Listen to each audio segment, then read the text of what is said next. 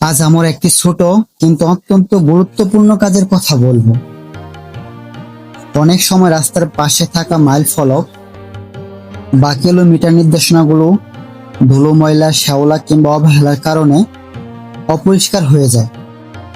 ফলে পথচারী ও যাত্রীদের সঠিক তথ্য পেতে অসুবিধা হয়। সম্প্রতি এমনই একটি অপরিষ্কার মাইল ফলক পরিষ্কার করা হয়েছে।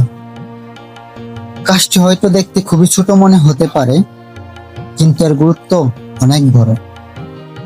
কারণ একটি পরিষ্কার মাইল ফলক শুধু দূরত্বই জানায় না, এটি পথের নির্দেশনা দেয়, যাত্রাকে সহজ করে এবং সৌন্দর্য বৃদ্ধি করে। কবিগুরু রবীন্দ্রনাথ ঠাকুর বলেছিলেন, সৌন্দর্য মানুষের মনের ভিতরে শৃঙ্খলা অনুভূতি সৃষ্টি করে। আমাদের চারপাশ পরিষ্কার পরিচ্ছন্ন রাখা সেই সৌন্দর্যেরই একটি অংশ।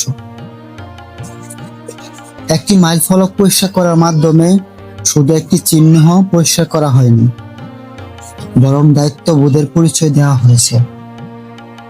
কারণ সমাজের উন্নয়ন বড় কাজ দিয়ে সবসময় শুরু হয় না, ছোট ছোট সচেতনতার মাধ্যমে বড় পরিবর্তন আসে। বিদ্রোহী কবি কাজী নজরুল ইসলাম বলেছিলেন, বিশ্বে যা কিছু মহান সৃষ্টি চিরকল্যাণকর, অর্ধেক তার করিয়েছে নারী, অর্ধেক তার নর। এই উক্তিটির আরেকটি শিক্ষা হলো, উন্নয়নের কাজে সবাইকে অংশ নিতে হয়। আমরা প্রায় বড় পরিবর্তনের কথা বলি, কিন্তু নিজেদের আশেপাশে ছোট দায়িত্বগুলো ভুলে যায়। রাস্তার পাশে একটি অপরিষ্কার মাইল ফলক পরিষ্কার করা মানে মানুষের চলাচলকে আরো সহজ করা।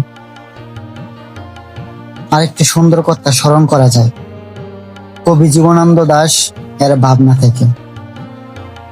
জীবনের পথ চলতে গেলে আমাদের চারপাশে সৌন্দর্য ও পরিচ্ছন্নতা হৃদয়কে নতুন করে জাগিয়ে তোলে।